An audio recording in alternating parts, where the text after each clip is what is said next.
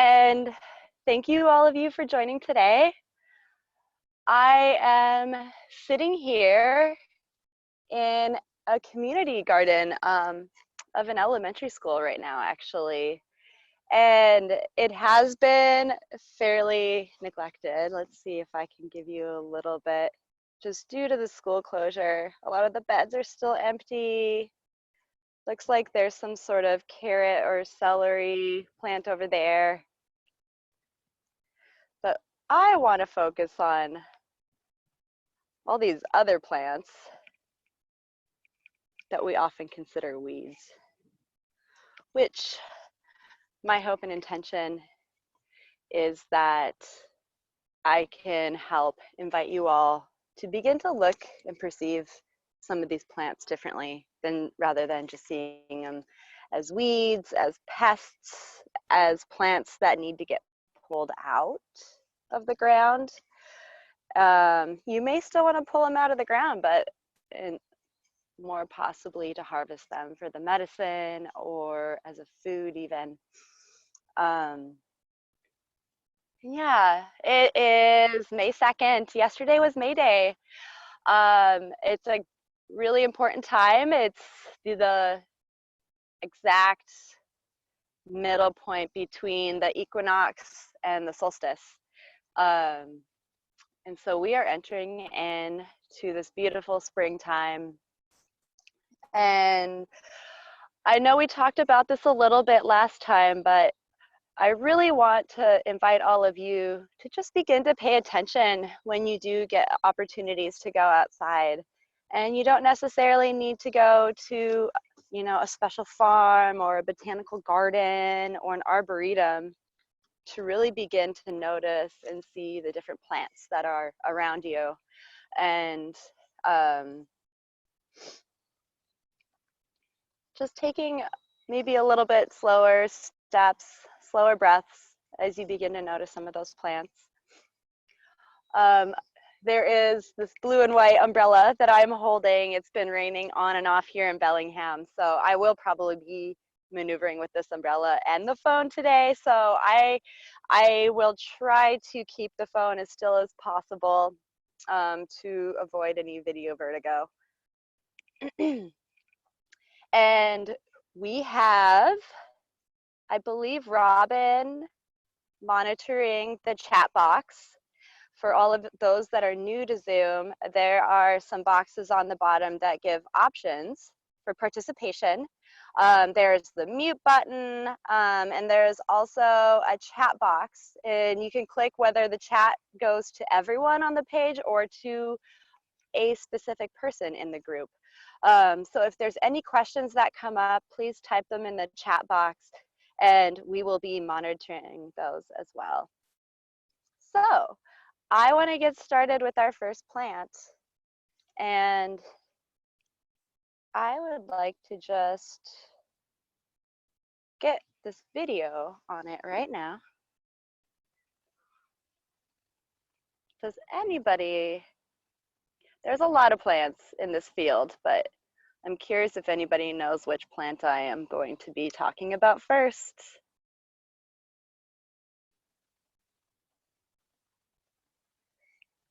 Back out a little bit. There's a few more. We've got some more mature ones that have gone to seed already, or going to seed.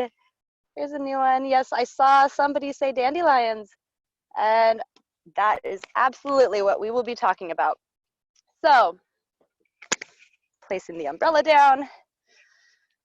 First of all, let's just chat about the identification of dandelions. They all come out of the center. In botanical terms, it's often referred to as a rosette, where all the leaves and the stems originate from a local focal point here in the middle. And then we have the long stems, and if you break the stem, you can see that the middle is hollow. It goes all the way through. And a really unique characteristic to dandelions as well is that white milky material substance that's coming out of it. And that white milky material is also known as a latex, or biochemically known as an alkaloid. And if you taste it, which you can, it's quite bitter. I wouldn't recommend ingesting a lot of this, but it is a really effective bitter taste, which we will get into the medicine of bitters here shortly. One cool thing I really love about this latex, the substance, is that it can be really great at putting on a wart, a plantar wart topically. And you have to do it multiple times. But I've heard some success stories of folks utilizing this milky white substance from dandelion plants to help get rid of plantar warts. You just simply get enough of this and blot it over the wart itself, and then cover it up with a Band-Aid or a bandage of some sort, gauze, and just continue to do that for multiple days until you see the effects of the wart dying off and sloughing off from the skin tissue, leaving healthy skin tissue behind. It's pretty fun. There is, of course, the medicine of the wishes of dandelion, which is a fun, Leonidas and I, my son, who's going to be 2 this month, we were out in this field earlier this week and harvested a bunch of dandelions and made a dandelion crown that we all took turns wearing. It was very fun, very pollen filled. There's so much pollen all over my pants and our heads and eyelashes. It's a good thing that we didn't go into like complete reaction to the pollen. So here's a dandelion flower. It's from the aster family. The Latin name for dandelion is Taraxacum officinalis. And so some other identifying characteristics of the dandelion are all the compound flowers on the dandelion flower, which is very characteristic to the aster plant family in general. And then the leaves here, let me get one to show you. So serrated edges, asymmetrical. They are fairly smooth. There's no hairs on them really. Not too waxy either. There is one plant that can look similar to the dandelions, and I will actually keep an eye out for it later on to just show you the difference between the two. But a big part of it is that those leaves tend to have what looks like almost like a texture of goosebumps on it and hairs, whereas the dandelion leaves are flat. They are edible. Often in stores like PCC and Whole Foods, and I'm sure at 21 Acres, it's not uncommon to find dandelion greens being sold in the produce section with other leafy greens.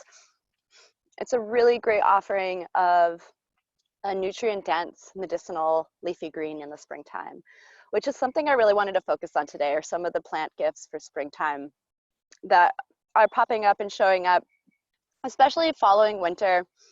You know, there's not a lot of, you know, winter's a time when all the plants, you know, kind of go to sleep and hibernate. And then all of a sudden in the springtime, you know, like the plants start resurging and blooming and budding.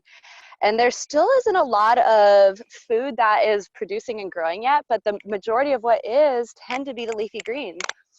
You know, food cultivation, it's common to have like early spring greens like lettuces and different kinds of kales. Last time we talked about the nettle plant and how that is a great medical food, another nutrient dense leafy green. And dandelion greens, the leaves, are right there in that category. And as a matter of fact, the dandelion flowers can be a great medical food as well. I've seen a lot of different creative culinary inspirations on, I follow a lot of herbalists and um, wild crafters and foragers on Instagram, and I love seeing what they do with the plants. One idea that I have seen with the dandelion flowers is frying them up in a batter and making dandelion flower fritters. And then also just decoration and finishing dishes with all these beautiful, bright, sunshiny colors that we need as we come out of those winter months. There is something so magical actually when my son and I made the dandelion crown. I feel like there was definitely like a sunshiny energy to it. Whoever was wearing the crown, like it felt very special. So I've talked about a little bit about the leaves and the flowers, and essentially every part of the dandelion plant can be utilized for medicine and or food. So we have talked about the flower. Another great way to prepare the flower, aside from in culinary preparations, is a liquid infusion. I have historically done a dandelion infused wine, finding some sort of white wine that's not too sweet, more on the dry end, and infusing dandelion flowers in it that way. And it turns into a nice golden color. We talked about the white milky substance that comes from the stem. The leaves are great. Not only are they bitter, which I think this would be a good time to talk about bitterness. The root of the dandelion plant is also very bitter. And so that also is incorporated with this kind of medicine. So our tongue is mapped out with the different taste receptors, and they're not all intermingled all within the whole entirety of the tongue. So the receptors for more bitter tastes are actually on the back third of our tongue. And the back third of our tongue is innervated with this really important nerve called the vagus nerve. And so when I say innervated, all the sensations that are experienced on the tongue, the nerve that's responsible for receiving and transmitting these signals is the vagus nerve. And maybe some of you have heard of vagus nerve. It's commonly talked about in regards to the autonomic nervous system, more in particular to the parasympathetic nervous system. And that is the part of the nervous system that is responsible for rest and digest, and breed and feed is another way to explain it. It's the place when we're feeling calm. It's the state our nervous system needs to be in for appropriate digestion and absorption. It's the state our nervous system needs to be in order for healing to occur. The opposite state of the parasympathetic response is that sympathetic nervous system response, or fight or flight. And that is a state that gets initiated when we perceive a stressor of some sort, or a fear, or being startled, or sometimes even good stresses will get us into that sympathetic response of fight or flight. And our bodies oscillate between these two states pretty dynamically throughout the day. And they both are very important, and we need to honor that both of them serve us in certain ways.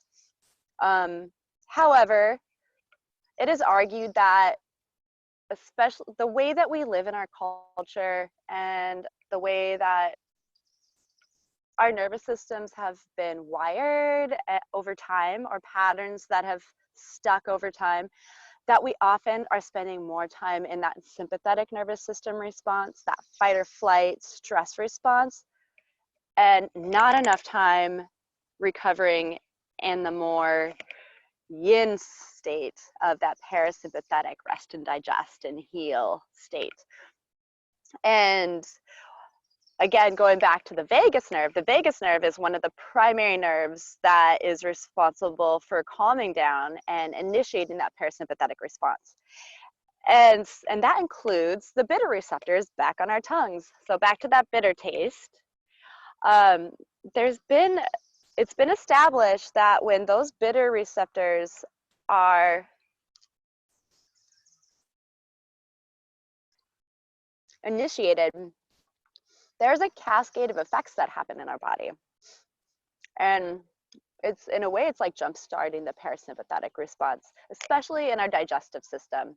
So one thing that happens with that bitter taste is that peristalsis begins. And peristalsis is this rhythmic, coordinated contraction and relaxation, and contraction and relaxation along our digestive tract. Feel the rain coming. Here comes the umbrella. So that happened, the peristalsis happens beginning in our stomach and all the way to our large colon, large intestines, and rectum. And that motion and movement helps to move our food throughout our digestive tract in a way that helps support the assimilation of the food, you know, getting out the nutrients, the vitamins and minerals that we need from our food, and the macronutrients like the carbohydrates and proteins and fats. Another thing that happens when those bitter receptors are initiated is that it helps release certain digestive enzymes and digestive juices that are needed to digest things like carbohydrates and proteins and fats in our meals. It also helps contract the gallbladder to release bile into our small intestines in order to also help with the digestion and breakdown of our food and our meals. So the bitter taste is really great. And a lot of traditional cuisines often begin a meal with things like salads or some sort of bitter aperitif, or maybe the meal ends with a bitter aperitif. But it's not uncommon in a lot of different ethnic cuisines to have some sort of bitter element to help support the digestion piece. And dandelion greens are a really great way to incorporate in that bitter component to a meal. I have also found that that bitter taste can help counter and distract from sugar cravings in practice with patients. I often will recommend a bitter tincture of some sort, and maybe it's even just dandelion root and dandelion leaf tincture. And whenever a sugar craving comes up, recommend just putting a few drops of that tincture on the back of the tongue, and maybe drinking some water, maybe taking a couple breaths, and then reevaluating if that craving is still there. If anything, it helps us, you know, begin to tune into our bodily sensations with that, and really notice, like, are we hungry right now, or is this more of a craving that's going on that's not related to hunger but related to something else? Another great aspect of the bitter taste, most things that are bitter tasting in nature are really good for the liver and gallbladder. And that's also, I believe, very correlated with that connection to the vagus nerve. The one contraindication that I would say in regards to dandelion root, dandelion greens, is that, again, going back to the bitter taste, one of the cascade effects of that bitter receptor being stimulated is the contraction of the gallbladder. So that's great, as long as the gallbladder is working well. But if you are suffering from gallbladder issues, or you know someone that is, that, like, whether it's gallstones or an actual inflammation of the gallbladder, I would really be conservative and take it easy with the bitter tasting things, including dandelion. Although arguably dandelion is probably one of the liver supportive herbs that is the most gentle on the liver and gallbladder. But those are two organs I have learned from experience, both personally and clinically, not to push. If you push the liver and gallbladder too much, there can be a cascade of different symptoms, and it kind of varies based on constitution, based on people's like personal like makeup and uniqueness to them. But things can be like headache, nausea, vomiting. Sometimes skin issues will pop up. Skin is very often connected and correlated to the health of the gut and the health of the digestive tract. Sometimes being prematurely full can be another symptom. Increase in body temperature, hot flashes is often related to liver function as well. And that includes hot flashes with menopause. I did see some questions popping up. So I want to pause here and make sure that those are getting answered. What do we have for questions right now?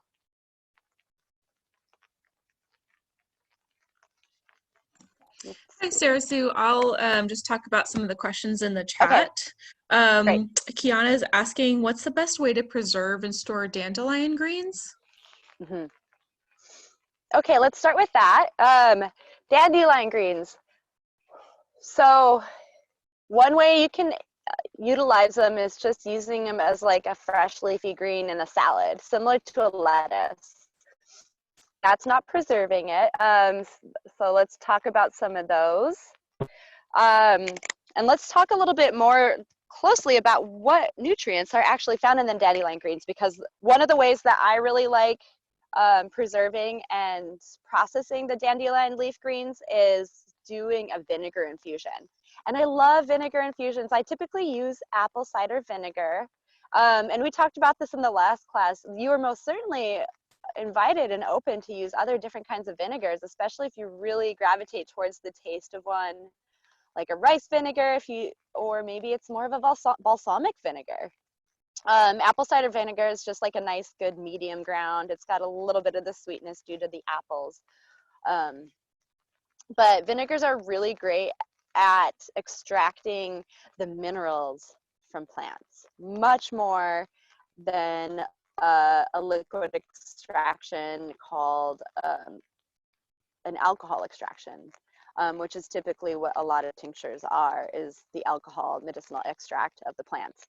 The nutrients that are found in dandelion leaf include, but are not excluded to, iron. And we talked about iron last time with the nettles too.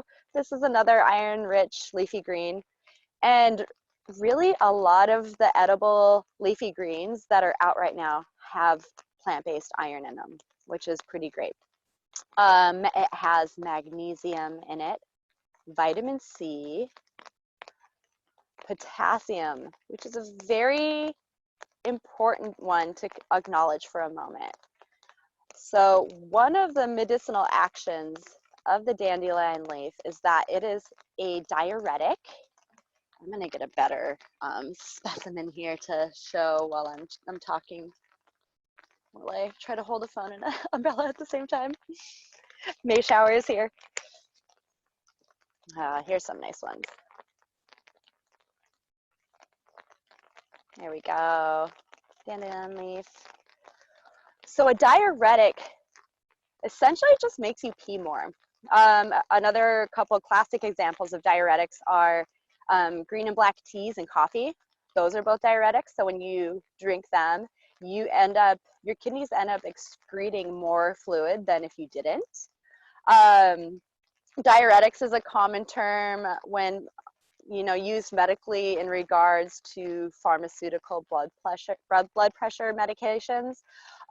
There is a group of blood pressure medicines that basically the premise is like, if we reduce the volume of blood, the pressure will be less. And so there are diuretic pills that will allow one to excrete more liquids than they would otherwise.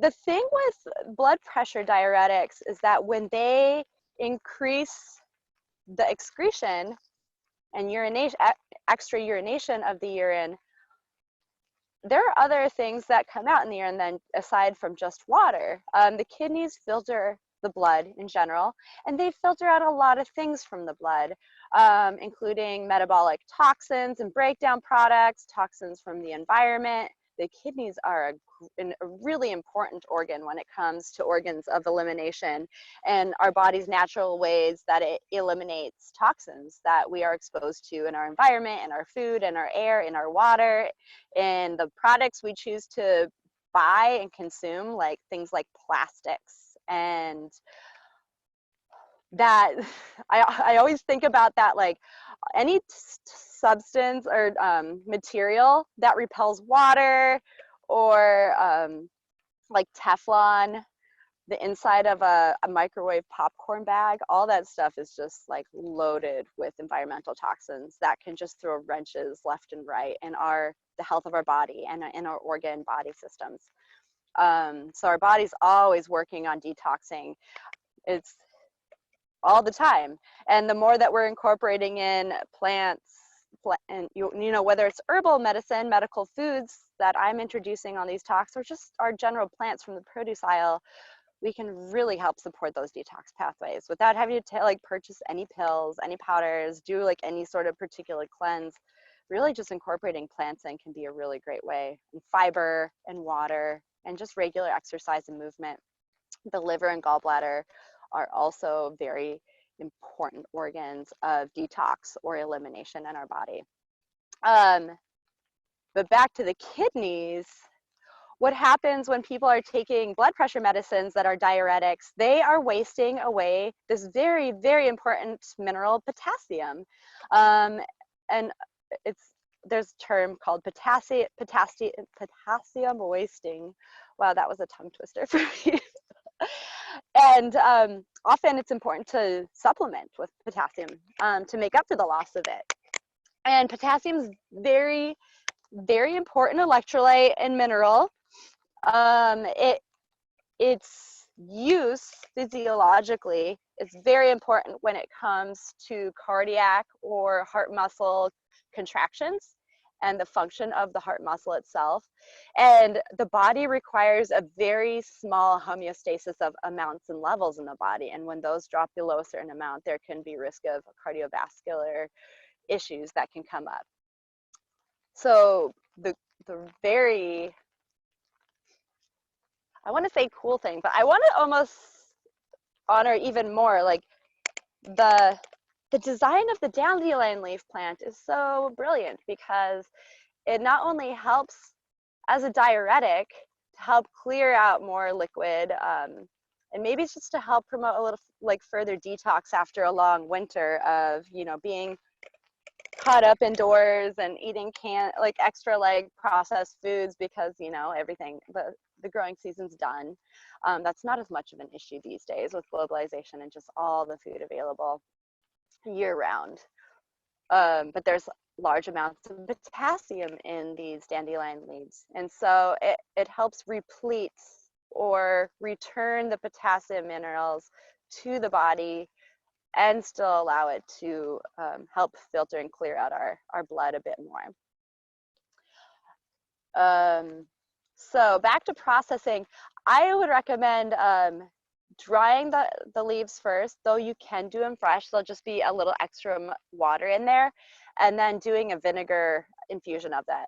And any sort of liquid infusion, I would recommend putting it in a jar, out of the sunlight, in a, you know, room temperature for at least 2 weeks. You can do longer, it's not going to hurt it.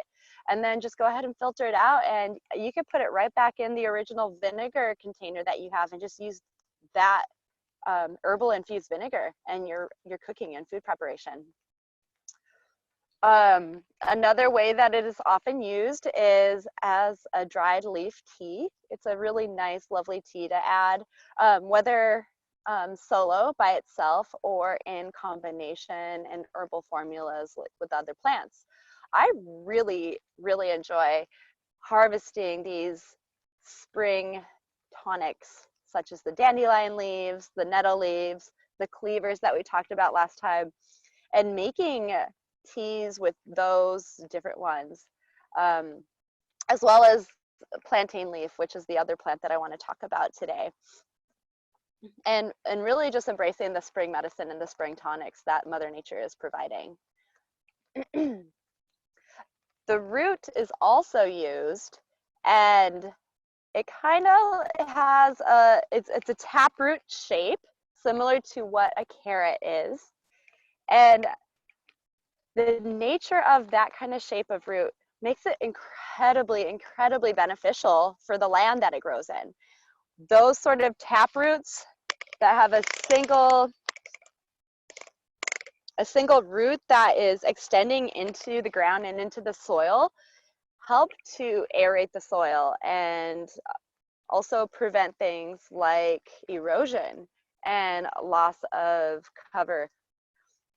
It's also returning a lot of nutrients to the soil. There's a lot of benefits of having dandelion present in any swath of land. And I really want to emphasize that, because for years, I grew up with the story that they were weeds and that they were pests and that they needed to get picked, they needed to get pulled. It wasn't uncommon to see my family or my neighbors, you know, turning to substances that these companies are making and trying to sell to essentially poison these plants. And that has detrimental effects on our soil levels, our, you know, the toxicity levels, our water systems, aquifers in the area. It's a big issue. It's turning into a much larger issue, when in all reality, dandelion medicine is something we all need for this day and age. I mean, we are a society that we're stuck in sympathetic dominance, that fight or flight response, and we're not getting that recovery. We're a population that has a lot of vitamin deficiencies, and these plants offer a lot of these essential nutrients and vitamins. Magnesium, which is also found in the dandelion leaf, is commonly found in a lot of these leafy greens, but is also, you know, I've heard and read in a lot of places that magnesium levels are just not what they used to be in the soil. And that is a very important mineral. It's a cofactor for many different biochemical pathways in our body, well over 200. A very important nutrient to have. And again, going back to organs of elimination, these dandelion plants, they're supporting not only the kidneys, but the liver and the gallbladder. The liver does so much detox in the body. It breaks down not only the outside toxins that we're exposed to, but it helps with maintaining healthy levels of substances in our body. And that includes cholesterol levels. That's total cholesterol, LDL, HDL cholesterol, VLDL, all those names that you see on a lipid panel. Woo, we are getting some wind here. And it also helps liver health and the liver's ability to function and not be overwhelmed or overburdened by too many toxins and too many things demanding its attention. Balancing of sex hormones like estrogen, progesterone, and testosterone. And it helps not only with production, but the recycling and breakdown of these hormones. And so liver health is often a body system that I want to support and address if there's any sort of sex hormone issues.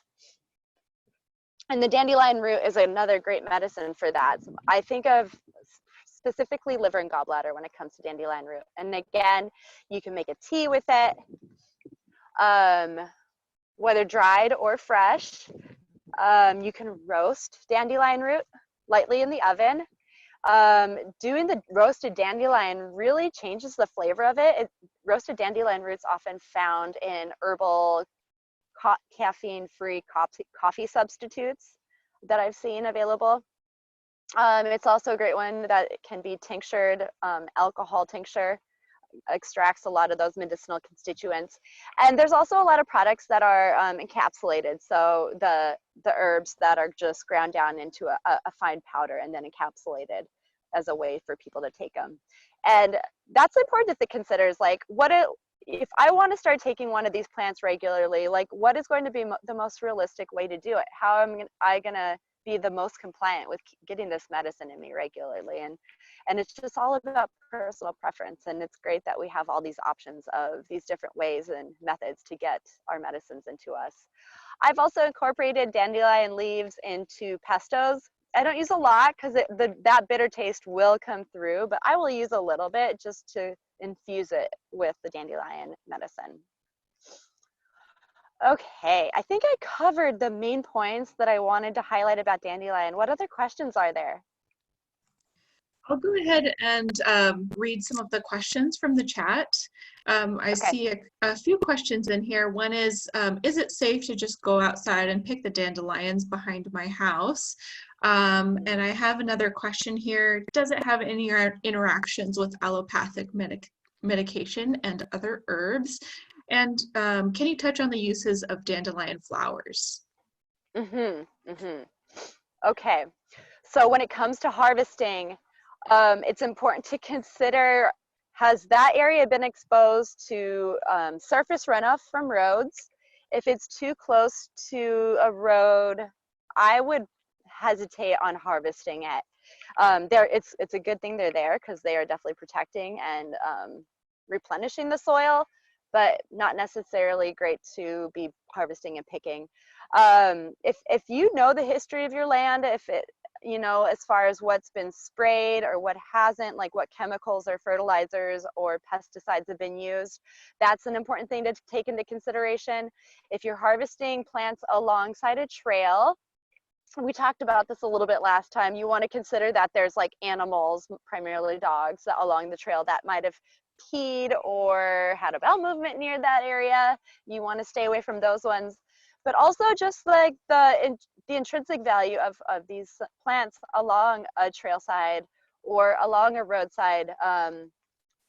You know, a little bit about like the respectful harvesting. You don't want to take the first plant you find, especially if it's located in a place where many people could enjoy it.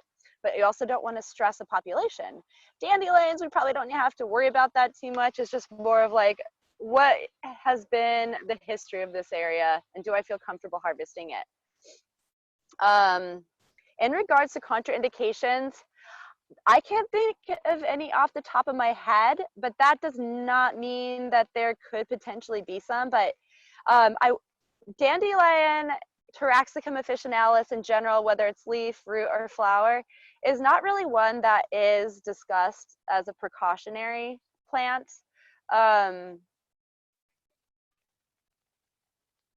You know, one thing I say, I try to bring attention to with my patients that are on medications, and as they start actually doing some healing and changing diet and lifestyle and bringing in these like therapeutic foods and medicines, is that, yeah, your body might start to heal and the amount of medicine that you need may go down. And so it's important to monitor for symptoms of what overdose might look like with whatever medication you're taking. Learn and get educated on those symptoms, and continue to have a conversation with your prescriber about that to check in, or maybe you get your levels retested for whatever the reason you're taking the medication, whether it's blood pressure, and that can easily be done just getting an at-home blood pressure cuff to measure those levels, or getting retested for thyroid or the lipid medicines. So that I think it's important to just be proactive with that and get educated. And if you don't know, ask someone who does. Set up a visit with someone like me who's a naturopathic doctor and has the herbal medicine education, or a local naturopath or herbalist. And it's nice to talk to someone and get their perspective rather than just trying to read it on the internet. I think that it's important that we can get educated that way, but it's nice to have an objective perspective because we can't always see what's stuck in our subjective reality. There was one more question there that I can't recall. Can you repeat that, Rebecca? Yes, question about the uses of the flowers of the dandelion. Yeah, they're going to contain and hold similar medicines as the leaves and root. they aren't emphasized as much when it comes to the herbal medicine materia medica, but you could just think of it as like the light part of the medicine. And I'm sure, I mean, that yellow coloration of those flowers to me indicates that there's a lot of flavonoids, which are great plant compounds that are anti-inflammatory and very good for our overall health. And if there's any other questions, go ahead and type them in. I will get to them. And I want to get to our other plant that we're going to talk about today. I'm going to do a screen swap here. So the one that I want to talk about next is called Plantain Leaf. And here are some samples of it down here. This is a really nice one, actually. Let's get this one. Thank you, Plantain. So here we go. As you can see, primarily smooth edges. I do notice that there's a little bit of, not texture, what's the word? They aren't completely smooth and perfect edges. And I think it's just the variability of the plantain, but they're not serrated by any means. And then you notice that the most prominent veins of the leaf stem from the bottom where they are congregated. Let's see here. I'm getting rain on my phone. And then they go up in a straight line. And I want to show you guys something cool here. When you break the plantain, that one doesn't show it as much. I don't know if you can see that, but there is a little fibrous string within each of these veins here. And I'm sorry, I gotta cover myself back up because it's still raining.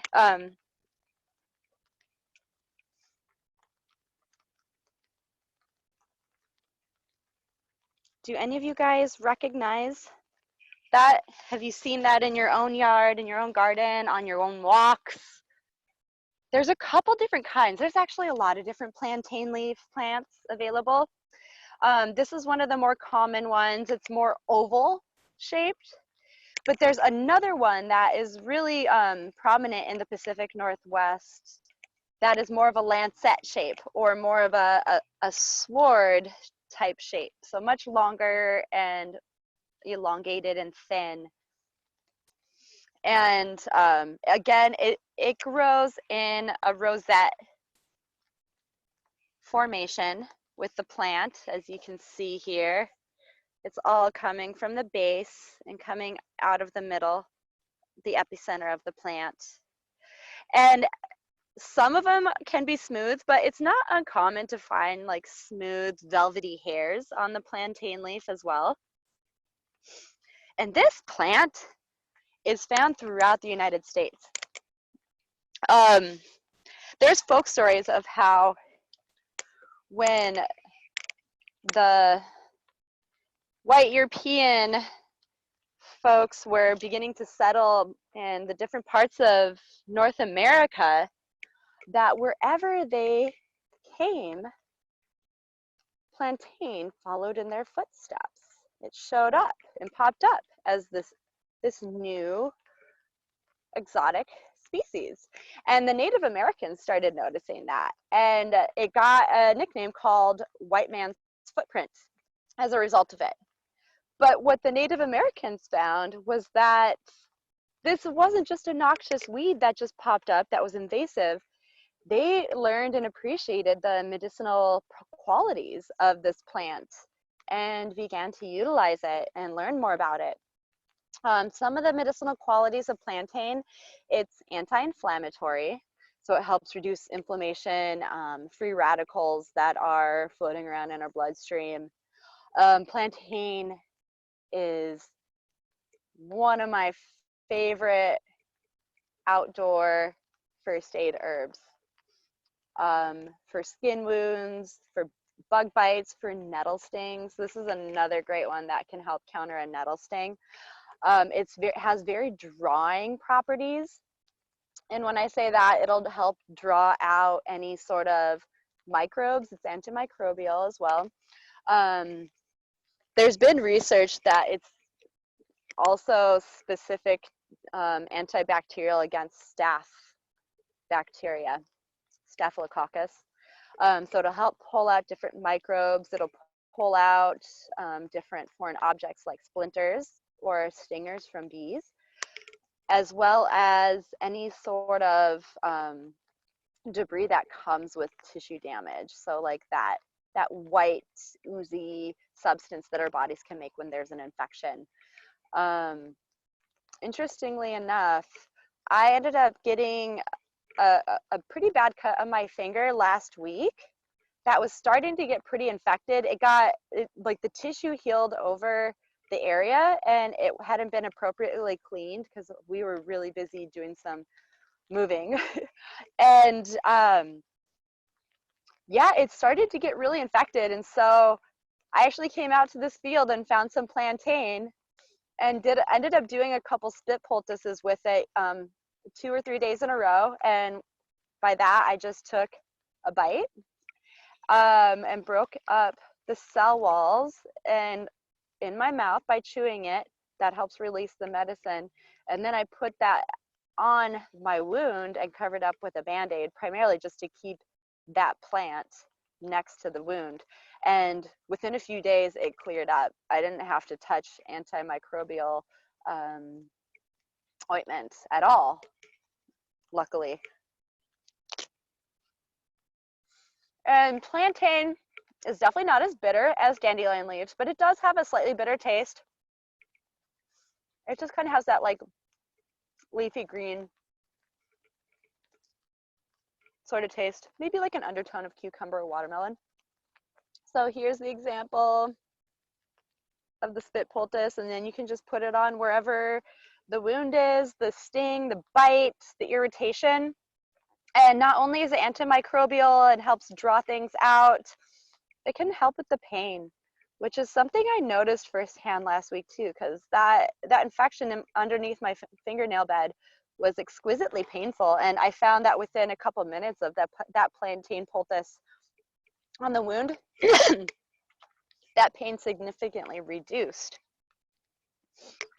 And really the only risks of that is that it may dye your skin or your fingernail a brown color due to the pigment of the plant itself. Another really great action of plantain leaf is that it's antiviral as well. A great way to take it in is just doing a simple plantain leaf tea herbal infusion. Whether you can use fresh plantain, which I've heard a lot of, not a lot, but I've heard a handful of case studies where fresh plantain leaf was used rather than the dried. But you can also use dried.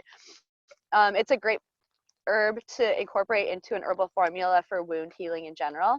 There are other plants that you can incorporate in, and there's this like really cool concept of like the synergy of plants. Like when you're going for some sort of like healing action, formulating with a couple herbs can be really helpful because you get the whole profile of all the plants doing the actions that are intended. I saw that there were a couple questions that popped up. It's Becca again. I'm gonna read some of these questions and just encourage people as well. If you're ready to enter a Q&A portion, Sarah Sue, folks could ask that question themselves as well if they want to. So some of the questions are, how do you wash your plants before use? And then it looks like Ariel was going to try plantain leaf tea tonight. Was asking if it's true that plantain leaf tea will help with sinus drainage. And then another question about if it will help with cystic acne. Okay. So as far as cleaning,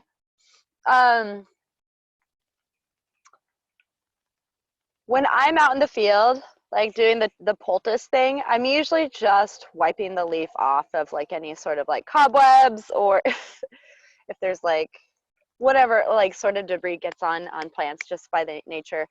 Pollen was really thick on the nettle leaves, I noticed, when we did the walk last month. But if you are to do a big harvest, I would recommend just rinsing it off in water in like a colander so that it can drain off, and then placing the wet leaves on a towel to let them air dry that way. With the roots, getting them wet, scrubbing them off, because you're going to have to make sure to get all that dirt off. That's going to be pretty tough on the teeth if that's whatever dirt like remains on there is risk of, you know, tooth injury in the future. As far as sinus drainage, this is a complex one because, you know, when I think about these conditions, I'm thinking about like, well, what is the cause and what organs need to be addressed in order to address the chief complaint of the person. And so my question is like, well, why are the sinuses plugged in the first place? Why are they draining? Is it environmental allergies? Is it a food allergy? Is it mold exposure? I think that incorporating plants in like plantain can certainly help lower overall load of inflammation and you know, assist with some antimicrobial properties. Maybe it's a viral infection in the sinuses. It just depends on the cause, and if that cause is unknown, I would say that plantain is not going to hurt you. It's only going to benefit you, but it may not have the therapeutic effect that you are desiring if the obstacle is not removed or addressed or identified. The other question was another condition, right, Rebecca? I'm trying to recall that third one. The other question was about cystic acne as well. Oh, cystic acne, yes.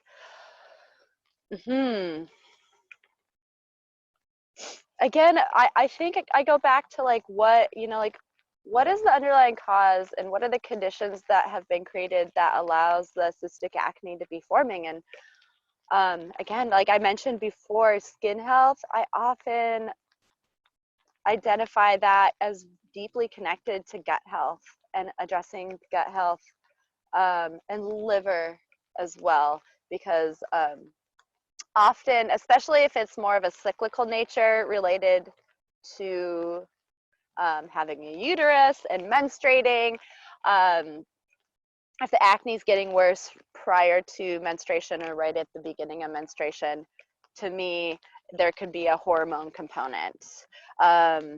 But sometimes it's more just related to underlying inflammation of the digestive tract and allergies, or just overall burden of toxins in the body, and the liver is not able to keep up with the detoxification pathways that it is designed to do, and the hormone recycling and production that is designed to do.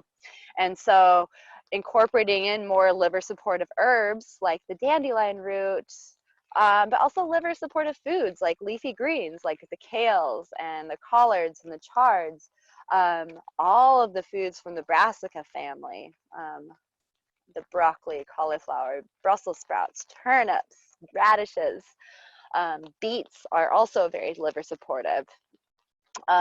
Berries are great liver supportive foods as well, and just high fiber diet in general with adequate hydration to counter that is what I would say in regards to the cystic acne. It can be palliative. I think if you were to make something like an infusion with the plantain, it could help alleviate symptoms. But there's got to be probably some deeper addressing of the gut before, you know, to actually do some therapeutic healing with that. Let's open it up to some more questions. I'm happy to talk more about plantain, but I'm happy to also await some specific questions from you guys, and you are welcome to ask them. Unmute your button and go ahead and ask away.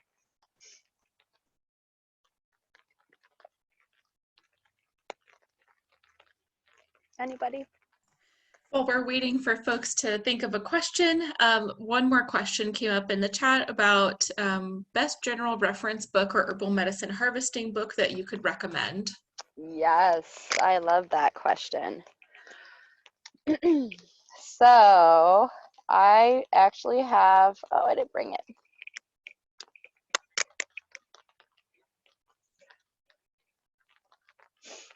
I will give you the names of some herbalists that have written books that are some of my favorites that are still references for me, just as reviews and reminders. One book that I really love is by Dr. Deborah Francis. She's a naturopathic doctor as well as a registered nurse. And she wrote a book that's, the title's something like A Practical Guide for Everyday Healing or Modern Medicine. It's the only book she wrote. So if you just look up herbal book from Dr. Deborah Francis, you can find that. Another great one is by Matthew Wood. He is a really great herbalist that has, I've learned a lot from him just through his literature. And I would say hands down one of my favorite go-to books is by Sharon Tilgner, and that's Tilgner. And she is an herbalist as well as the owner of this very large organic farm in Oregon. It's yellow. I can't remember the name of it and I look at it all the time. It's funny, I almost brought those books with me today, and I didn't because it was raining. But if you just look up Sharon Tilgner, that it's a materia medica, which essentially means that there's a list of each herb and its herbal action, contraindications. She does a great job of also just giving like sort of like an energetic picture to a lot of the plants, and then she has the she divides it up by body systems and talks about different conditions within the body system, and she even has a little bit of medicine making instructions in there. There we go. Thank you. Herbal medicine from the heart of the earth. Rosemary Gladstar also has some pretty great herbal medicine, especially everyday herbal medicine making books out there. There's a handful of those ones as well, and those are really, really great ones to begin with for budding herbalists that are just starting to learn and get introduced to some of these. I actually did end up grabbing one book that I haven't looked at it as much as I would like, and I was reminded we had it when we moved last week. It's called Northwest Foraging, and is by Doug Benoliel, Benoliel. And this one's more about foraging of food. It's not, he doesn't talk so much about the herbal medicine of it. And he does mention dandelions and the plantain. Another one that's out a lot that I wanted to talk about today, but it's just not as fun in person because the taste is so unique, and I really love to introduce this herb and give people opportunity to taste it. But like the different kind of sorrels, sheep sorrel, lemon sorrel, all the different kind of wild foraging foods that are found in this region. Any other questions?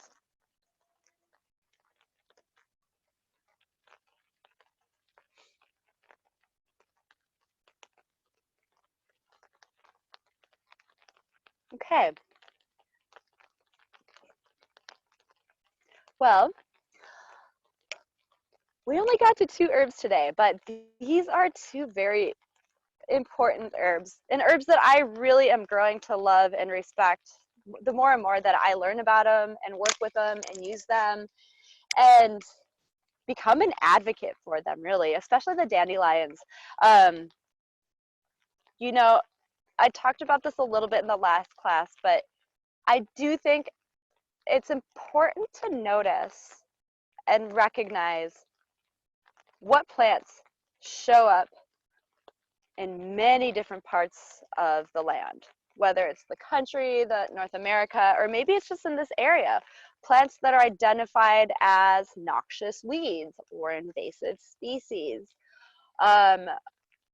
that people have historically like sought out to destroy and get rid of are often plants that contain medicines and nutrients and minerals that our bodies could really benefit from and arguably really desperately need, at least some of them. Another classic example of that is St. John's wort. It's a great medicine for many different things, including helping with, you know, symptoms of depression. And that plant is considered an incredibly invasive species, and people are not allowed to cultivate it as a result of it. Yet here it is as a medicine that is arguably pretty beneficial for a lot of us folks in today's society and culture. And you know, going back to the dandelions, like they are, you know, they're incredibly important. And I think it's just about reframing how we see and perceive these plants. You know, it's just like getting to know a person. Like you have a bad first impression of them, or like you guys had a bad interaction. But does that mean that it's fair to write them off? Or like, what if you give them a second chance? And what if you were able to put yourself out there to get another experience and opportunity with them, to stay open, to stay curious about it? I find that historically, like people that I initially had maybe a bad first impression of end up being some of my favorite people in the long run.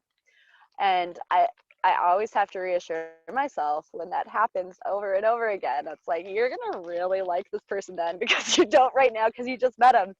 And I think about that with plants too. Like, you know, at first glance, we can see them in a certain light, a certain story that we tell ourselves about the plants. But when we just continue to stay curious and pay attention, we're not only allowing ourselves another opportunity to have a different experience, but we're giving the plants another chance too. And I invite you to keep your eyes out for the plantain, and notice where it comes up. It's found in a lot of disturbed areas and a lot of yards, alongside roadsides, mixed in with other different kinds of, quote, weeds. And again, that can be just like such a great first aid kit one to have, and just to even sometimes take note of and pay attention wherever you find yourself hiking or camping. Note where the plantain is, because that might be that might be required as your first aid kit. It's nice to know what you have supply wise, where you decide to inhabit and share the space in Mother Nature. Thank you all for joining today. We will be doing this again in a couple weeks, and I want to continue just celebrating the theme of spring and some of these spring plants that are popping up. And as the season continues, we will get more into maybe some of the more cultivated herbal medicines, and hopefully we will be able to do this in person, though.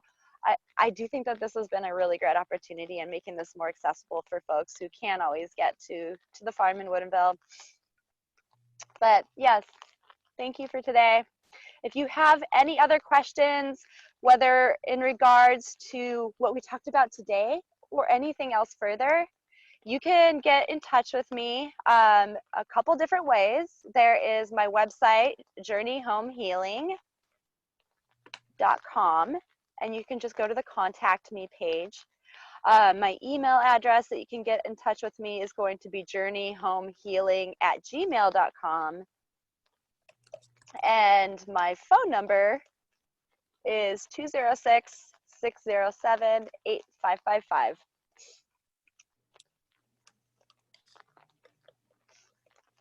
And happy May Day.